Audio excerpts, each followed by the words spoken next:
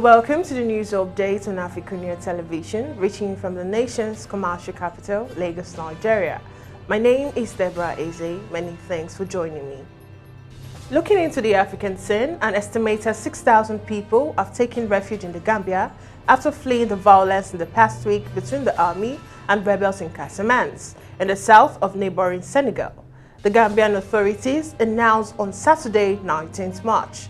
The Senegalese army announced that it had launched an operation on the 13th of March against rebels in Casamance, a region separated from the northern Senegal by the Gambia.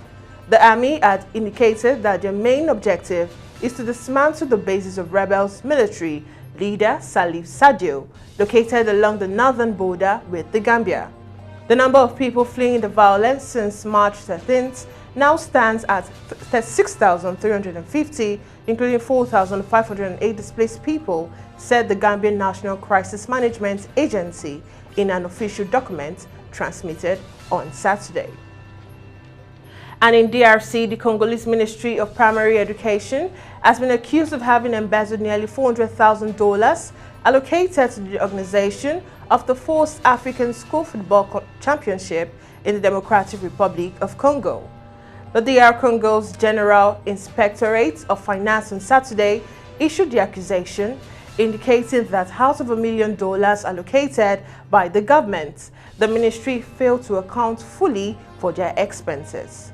The accusations range from over-quotation of transport charges and lack of accountability in other purchases like T-shirts for the participants. And in Nigeria, no fewer than 5 people were killed while several got injured in a bloody clash between herders and farmers in Guri local council of Jigawa state. According to an eyewitness account, the melee on the weekly market led to the death of one person, which subsequently led to reprisal attacks by contending groups in several hamlets where they dominated. It was learned that Guri, Kirisamana, and Birinwa council have since been identified as trouble and volatile zones, where farmers and herders frequently engaged in killings at the slightest provocation.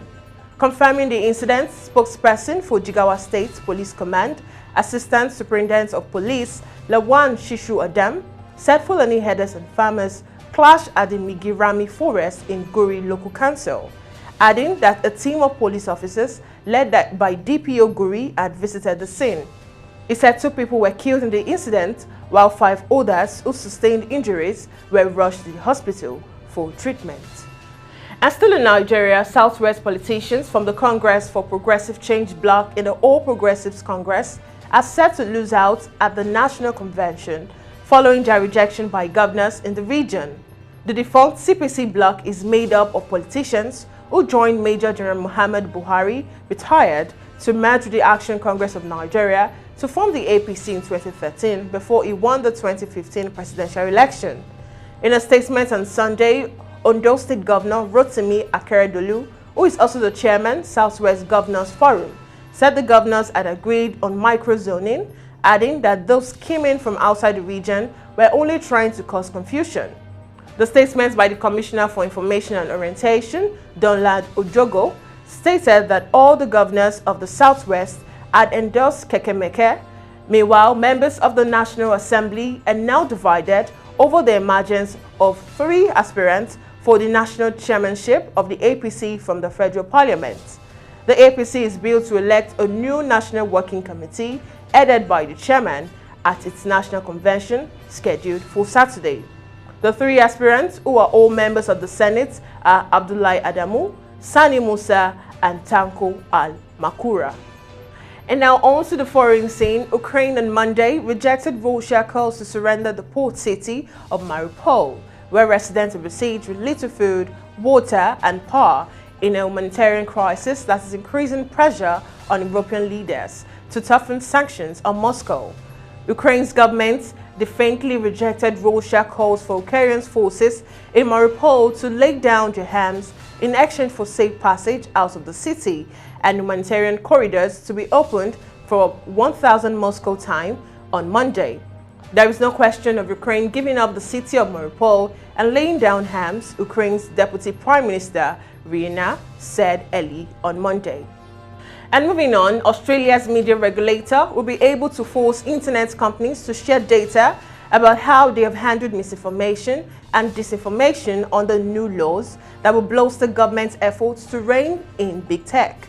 The Australian Communications and Media Authority will also be able to enforce an internet industry code on uncooperative platforms, the government also said on Monday, joining others around the world seeking to reduce the spread of harmful falsehood online.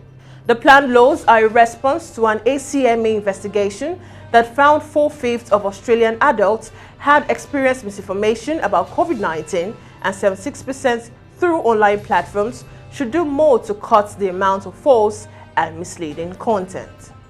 And still on the foreign scene, China's financial hub of Shanghai reported on Monday a record daily surge in local COVID-19 infections as authorities scrambled to test residents and rein in the Omicron variant while closing its Disney resort until further notice.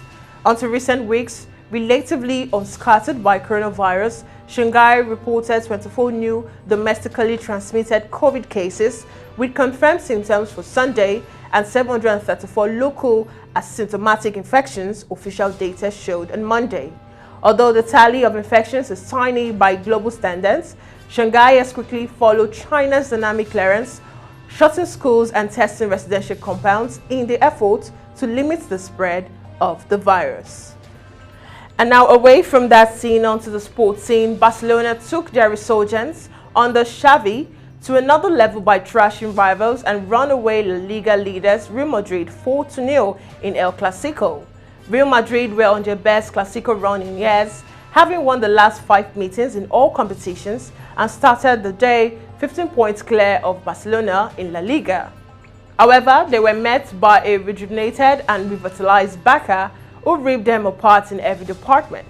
The title might be heading to Real Madrid as they remain 9 points clear, but this was a famous night for Barcelona, who set out a clear message to the footballing world: Barca are back. And finally, Man City will face Liverpool in the FA Cup semi-finals, with the outer featuring an all-London draw as Chelsea take on Crystal Palace. Liverpool confirmed their place in the last 4 of the competition with a controversial 1-0 win at Nottingham Forest. The pair are locked in the first battle at the top of the Premier League table and will face each other in the league on Sunday, April 10th. Liverpool's progression past Forest means they will play City twice in a week before then hosting Manchester United in the Premier League. And that's all from us, a news update on AFRICUNIA Television. Do ensure to follow all our social media platforms on Join Instagram and Facebook respectively. Subscribe to our YouTube channel, like and leave a comment for us on the comment section. My name is Deborah Ezeh. Many thanks for watching.